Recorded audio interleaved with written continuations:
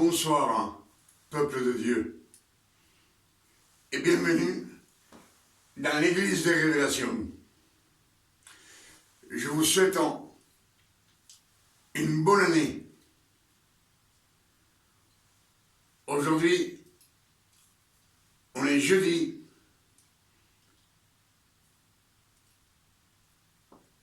1er janvier 2026. Je vous souhaite une bonne année, des meilleurs vœux, et qu'on puisse marcher dans la sainteté dans cette année 2026. Et je demande au Père éternel ce soir que dans cette année 2026, qu'il nous donne beaucoup de révélations, afin que nous puissions marcher dans le chemin qui mène à la gloire de Dieu. Amen. Ce soir, je vous invite, comme toujours, à être attentif à ce qu'on va lire et ce qu'on va écouter, afin de recevoir du Père éternel les révélations. Quand on est attentif, le Père éternel voit notre amour pour la parole de Dieu et on est exaucé. Amen. Ce qu'on va lire ce soir, comme je vous le dis toujours,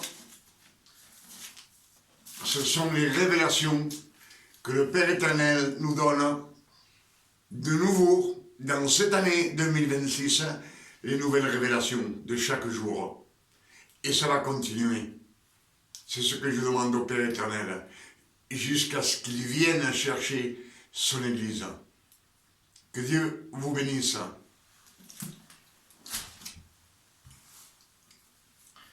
Ce qu'on va méditer ce soir ensemble, excusez-moi une minute. C'est bien solidaire.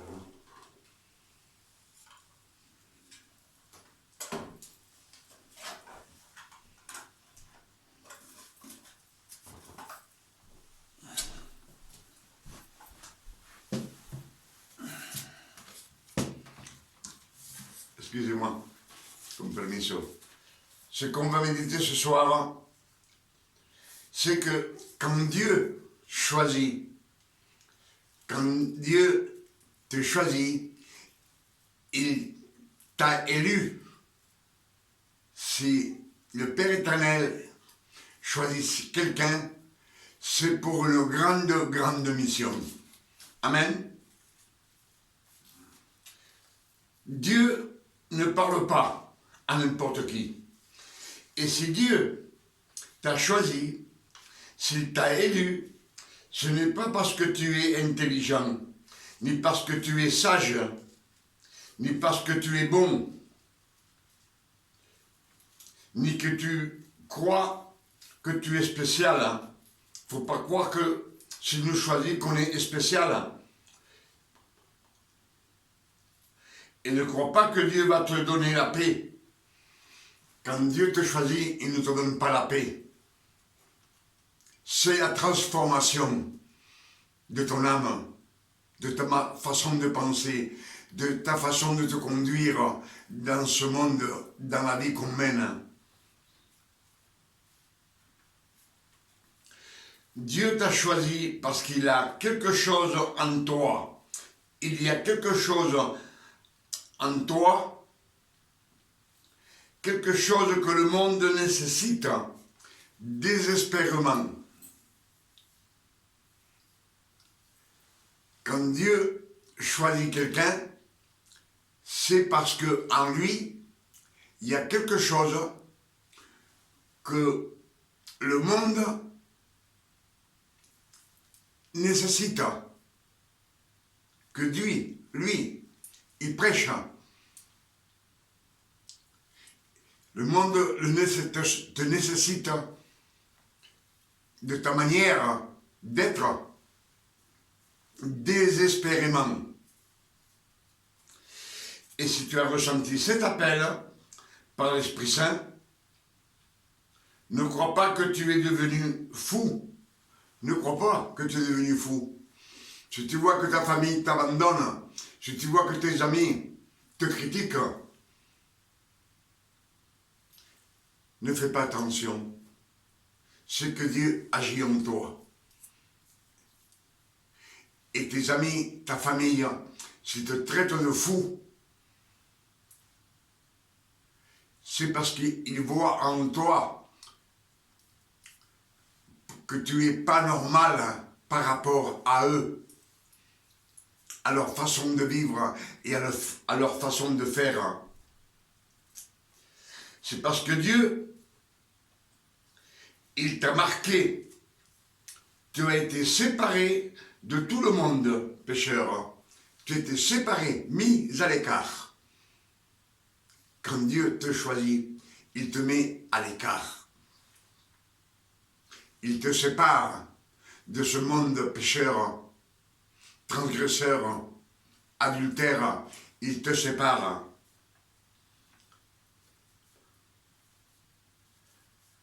Car tu as été choisi afin que Dieu te transforme, que ton âme se vide de tout ce que tu crois être bon dans ta vie, dans notre vie charnelle. Dieu veut te vider de toutes tes pensées, de tout ce que tu crois être bon dans ce monde, de ta façon de vivre, ta façon de penser.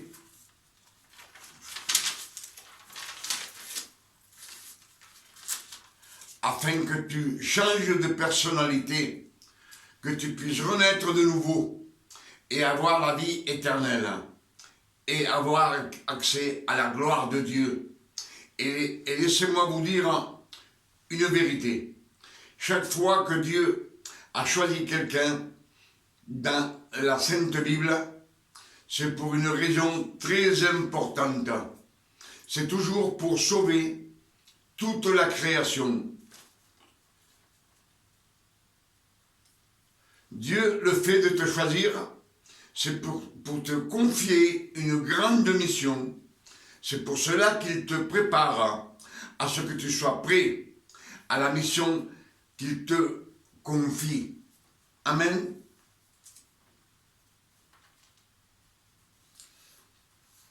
Toute cette préparation pour entrer dans la gloire de Dieu et avoir la vie éternelle, c'est dans la loi, pour les 613 commandements. C'était dans la loi, dans la grâce, c'est différent. C'est pour cela que le Père éternel a choisi beaucoup d'hommes. Et on va faire une description sur toutes ces personnes que le Père a choisies. Et ce qu'ils ont dû faire pour avoir la vie éternelle et rentrer dans la gloire de Dieu. Amen. On va commencer par Noé. Noé, Dieu l'a choisi. Ce n'était pas un saint. C'était un homme quelconque de l'époque. Il n'avait aucun mérite. Il n'avait aucune connaissance. Et Dieu l'a choisi. Lui, ses 3 fils et ses 3 belles-filles. Et il lui a donné comme mission de créer une arche, l'arche de Noé, un bateau. Et Noé a accompli tous les commandements que le Père éternel lui avait commandés. Toutes les dimensions de l'arche parfaite. Amen.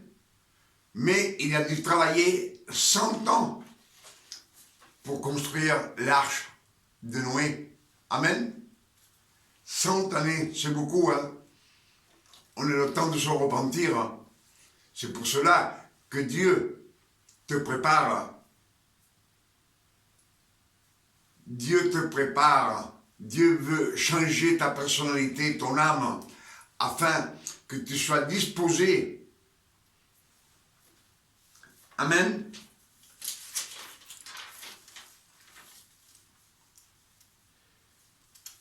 Il faut que tu sois disposé à tout ce qu'il dit. Et quand tu es prêt, c'est là que tu as gagné le droit de rentrer dans la gloire de Dieu. Amen. Alors, comme je vous dis, Noé, il a travaillé 100 ans pour construire le bateau, l'arche de Noé. Après, il est resté 6 mois enfermé dans ce bateau, 150 jours exactement, sans pouvoir sortir, dans la solitude, comme un désert. Amen. Mais ce n'est pas une condamnation. C'est un propos de Dieu, du Père éternel, pour que tu renaisses de nouveau.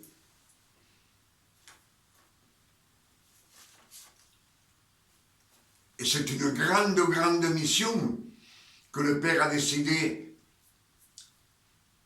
de donner cette mission à Noé. C'est afin de repeupler le monde. C'est quand même une grande mission. Parce que lui, Noé, sa femme, ses 3 fils et ses 3 belles-filles, ils ont repeuplé le monde. Le Christ devait naître 2500 années plus tard. Amen. C'est vraiment des efforts.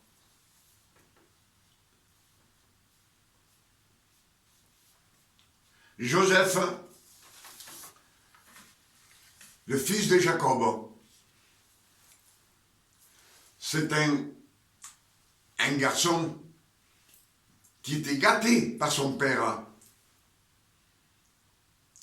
Il était tellement gâté que ses frères le haïssaient. Les Écritures nous le disent. Donc, on sait que les frères de Joseph, ils ont voulu le tuer. Ils l'ont jeté dans un puits. Et après, ils l'ont vendu à Potiphar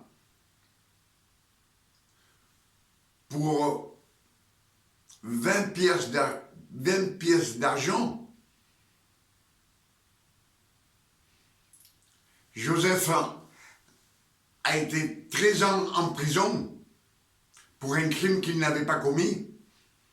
Mais même dans la prison, le Père éternel, comme il l'avait choisi, il avait des songes spirituels. Il devinait les songes. Tu faisais un songe et lui, il te donnait la prophétie. Il devinait les songes. C'est pour cela que ses frères le haïssaient. Mais le Père éternel était en train de le transformer. Il était en train de faire de lui le 2e homme le plus puissant d'Égypte. Premier pharaon et deuxièmement lui. Et lui, il a pu sauver tout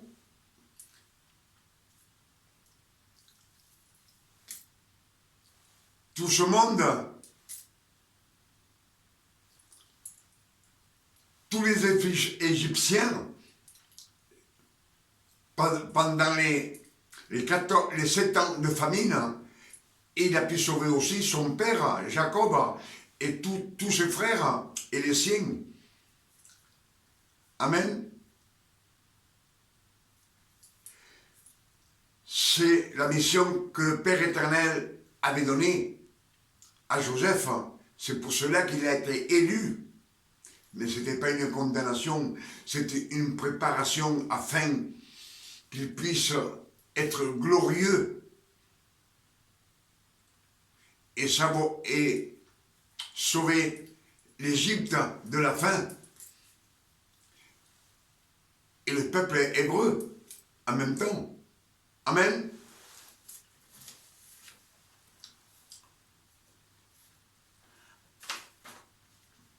Ensuite, le Père éternel a choisi Moïse. Moïse, on sait que c'est un Hébreu, un Israélite, mais il a été adopté par Pharaon, le plus puissant d'Égypte, comme un prince. Mais on voit dès sa naissance qu'on veut déjà le tuer. Père éternel était en train de le préparer. On sait qu'il tue un Égyptien, puis il s'enfuit dans le désert, où il trouve son beau-père et sa future femme, Sipora. Sipora. Je le répète parce que des fois, ça ne se marque pas sur l'écran. Et là, il est pendant 40 ans à conduire les troupeaux qui ne sont pas à lui, jusqu'à ce que le Père éternel l'appelle dans le mont Hébron, où il y a le buisson ardent. Et là, il lui donne cette mission, une grande mission, grandiose. Tu dois sauver, délivrer le peuple d'Israël qui est prisonnier en Égypte. Et on sait que Moïse a 80 ans, quand il retourne en Égypte, et en Égypte, il est encore maltraité par Pharaon, l'Égyptien. Et le Père éternel le conduit dans le désert, 40 ans perdu dans le désert. Tout cela, c'est pour le transformer, afin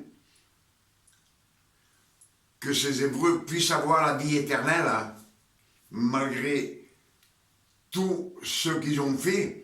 Ils se sont plaints contre Moïse, ils se sont plaints contre Aaron, contre Dieu, le Père éternel.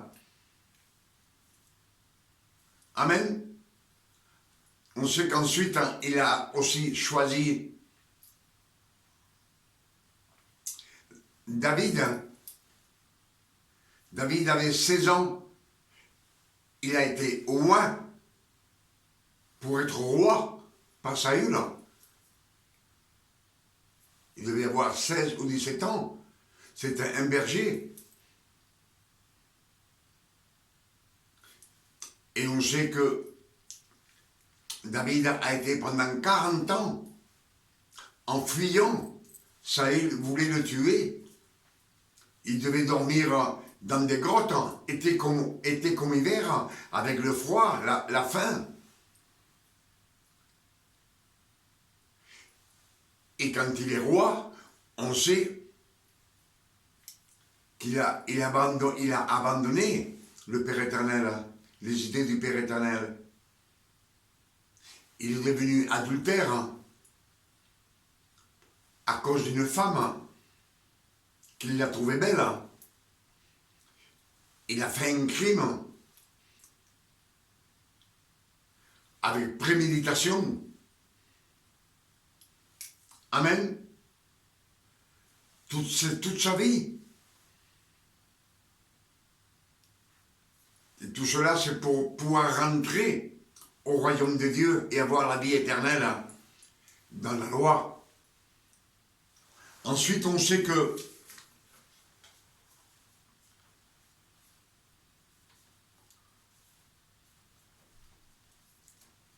le Père éternel a choisi Zacharie, le père de Jean le Baptiste. Jean le Baptiste aussi, depuis qu'il est né, il a dû prêcher dans le désert. On nous dit qu'il ne mangeait pas du pain, il ne buvait pas de vin.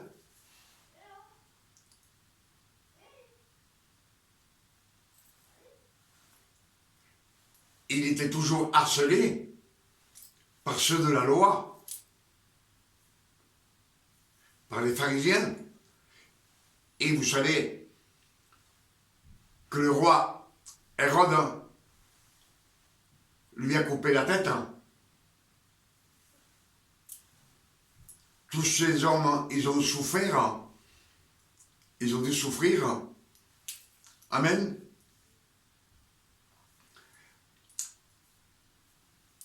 Le Père éternel a choisi aussi la Vierge Marie.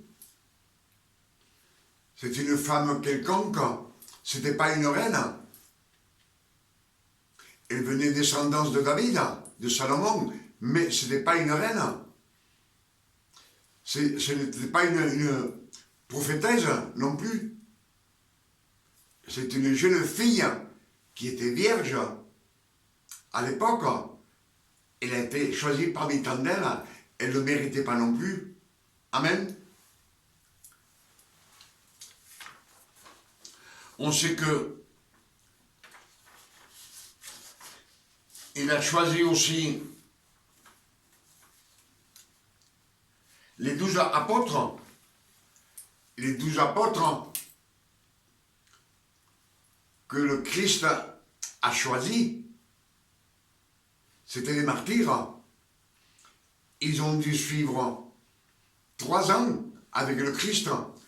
Ils dormaient dehors à la belle étoile. Pendant 3 ans, ils avaient froid, ils avaient faim. Amen.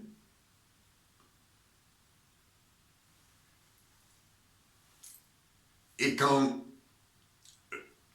le Christ, le Père éternel l'a fait ressusciter, ils ont été baptisés du Saint-Esprit. Ils parlaient en langue, mais ils devaient porter la parole. Ils ont été agressés, poursuivis, quand ils prêchaient la loi et la grâce, la parole du Christ. On les battait, on les mettait en prison, on les fouettait. Et à la fin, ils ont été crucifiés sur une croix. Les 12 apôtres, à part Jean, le préféré du Christ. Mais on nous dit que Jean aussi avait été mis dans une marmite avec de l'huile bouillante. Voyez-vous, tout ce qu'ils ont souffert, tout cela c'est pour pouvoir arriver à voir la gloire du Père éternel et rentrer dans le royaume des cieux. On sait que le Christ aussi a été choisi, le premier d'entre ses frères, nous disait l'Écriture. Il a souffert depuis sa naissance jusqu'à sa mort. On sait que, premier Romain, avant de naître, personne ne voulait. Il a dû dormir, il est né dans une étable. Son petit lit, c'était une mangeoire d'animaux. Et après, il a dû souffrir pour accomplir les 613 commandements jusqu'à 30 ans. Les Écritures nous le disent, qu'il a dû manger du lait et du miel jusqu'à ce qu'il rejette le mal et qu'il choisisse le bien. Et malgré cela, à 30 ans, quand il s'est fait baptiser, l'Esprit Saint, le Père éternel, l'a conduit dans le désert. 40 jours, 40 nuits, sans manger, sans boire, presque sans dormir. Vous savez que tenté par le diable, par Satan lui-même,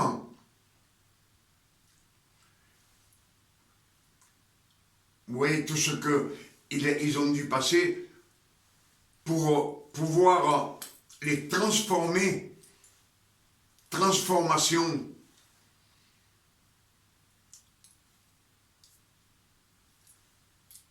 Dans le désert, on sait qu'il fait très chaud le jour. 45, 48, 50, puis le soir, ça descend jusqu'à 0 degré le soir. Ça fait une grande différence, on doit souffrir. Et bien il est resté là pendant 40 jours et 40 nuits, et quand il était faible, il ne pouvait plus, il a été tenté par le diable, et Dieu l'a transformé. Là, il a été purifié.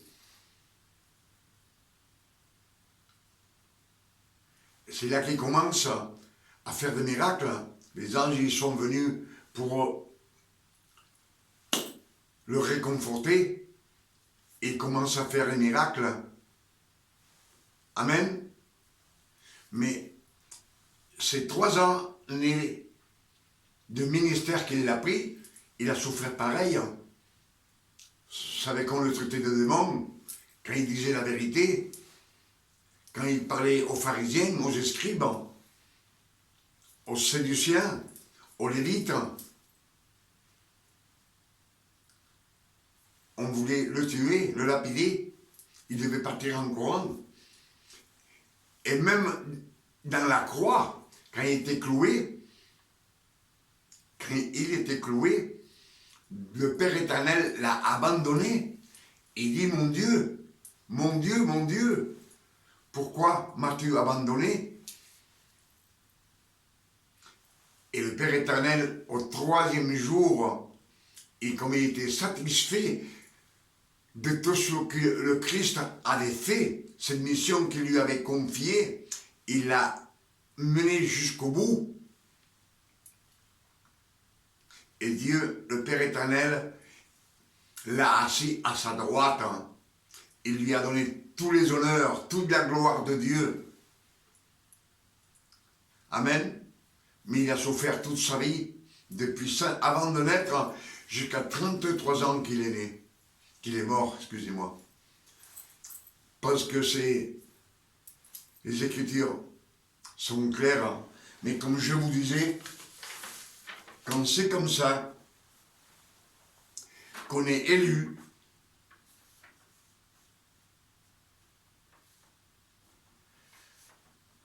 il ne te demande pas que tu sois parfait.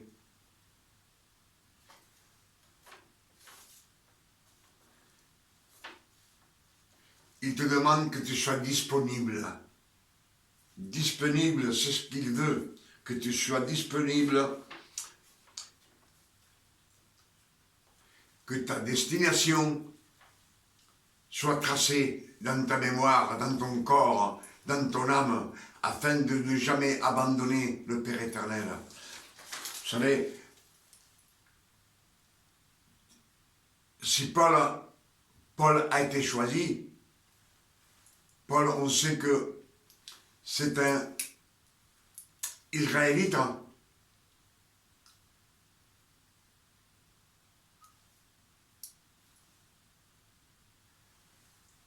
Lui, il a vécu toute sa vie pour massacrer ceux qui portaient la parole de Dieu.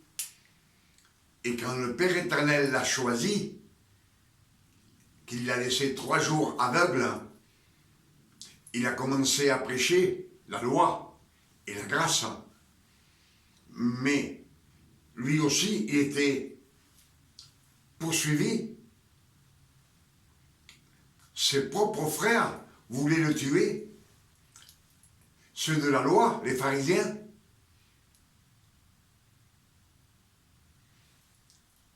On sait qu'il a été mis en prison. On lui a donné des coups de bâton. Amen. Et à la fin de sa vie, on lui a coupé la tête, hein, décapité. C'est là pour avoir la gloire, hein, du Père éternel, hein. Tous ces hommes qui ont été choisis et élus, les 12 apôtres, hein, comme Paul, hein. Paul a été le plus grand apôtre de tous les temps. Paul, hein. C'est par lui qu'on a reçu la grâce. Enfin, la grâce, c'est pas par lui qu'on a reçu, on l'a reçu par le Christ. Mais lui, c'est lui que le Père éternel, lui-même, par le Saint-Esprit, lui a donné les révélations, le véritable évangile, l'évangile qui nous mène sur le chemin qui mène à la gloire de Dieu. Amen. Je pense que le Père éternel, dans cette année, on est le 1er janvier 2026. Il nous a donné beaucoup de révélations ce soir aussi. Et je dis merci, Père éternel. Merci pour toutes ces révélations que tu nous donnes. Afin que nous aussi, on mémorise et qu'on puisse les prêcher au monde entier, le monde entier. Comme je vous dis, si vous avez été choisis pour mener la parole de Dieu, cherchez le véritable évangile. Ne prêchez pas ce qui n'y est pas écrit dans les Saintes Écritures. Votre bonté, votre manière de faire, ne la prêchez pas au peuple. Si on mélange la grâce et la loi, ça nous mène nulle part, seulement au feu de l'enfer. C'est les Écritures qui nous le disent. Amen. Pour toutes ces révélations, je dis merci, Père éternel. Que le nom du Père éternel soit béni, glorifié et sanctifié sur la terre, comme au ciel. Comme au ciel. Et je demande au Père éternel, au nom de notre Sauveur Emmanuel le Christ, qui nous donne une vie de repos, de tranquillité, de paix, de santé, comme le Père éternel donne à ses élus, à tout celui qui est né de nouveau et qu'il a été adopté comme fils. Vous savez, dans la grâce, c'est différent que ce qu'on a prédit dans la loi, ce qu'on vient de méditer et d'écrire.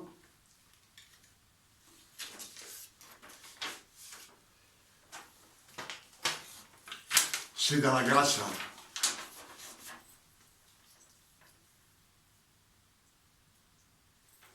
Tout ce qu'on vient de lire, ce n'est pas dans la grâce, c'est dans la loi.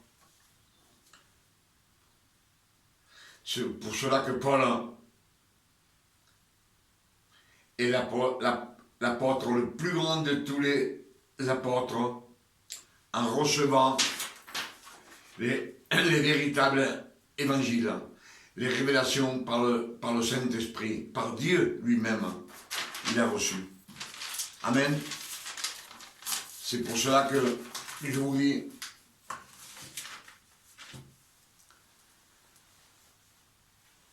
aux uns et aux autres, surtout aux prédicateurs, eux, ce sont les bergers qui mènent le troupeau, prêcher la vérité. Ne mettez pas vos idées, votre façon de faire, votre bonté. Dieu, de votre bonté, il ne sait pas quoi en faire. Ce qui est important, c'est ce que Dieu a fait pour nous et qu'il fait encore pour nous. Ça, c'est important. Mais pas ce que vous faites, ni ce qu'on fait. On se croit toujours être gentil, être bon, et tout cela ne nous mène à rien. Ce sont que des doctrines, des fausses doctrines d'hommes qui ne servent à rien. Colossiens 6, 16 vous le dit. Si je crois, je pense que c'est ça.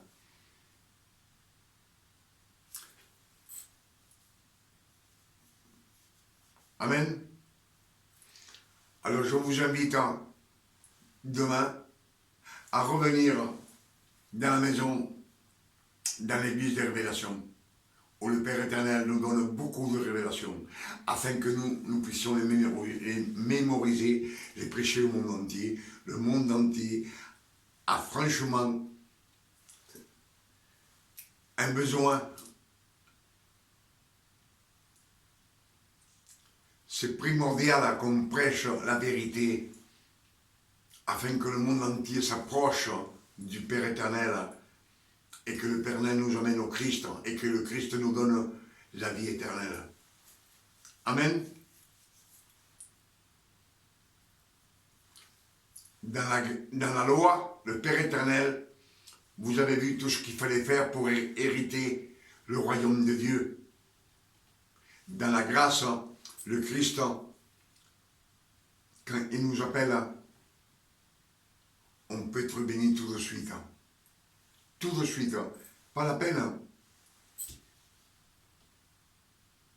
Il vous appelle, vous êtes élu, vous êtes choisi. Vous commencez comme gagnant. Dans la loi, il fallait se repentir et se baptiser. Amen. C'est ce qu'il prêchait Jean le Baptiste. Le Christ nous dit, viens à moi, toi qui es fatigué et chargé, je te donnerai du repos. Que ce nom soit béni et glorifié. Que Dieu vous garde et vous bénisse. À demain.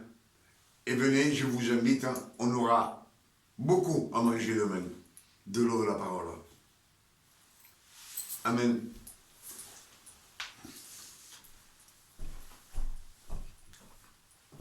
Ah.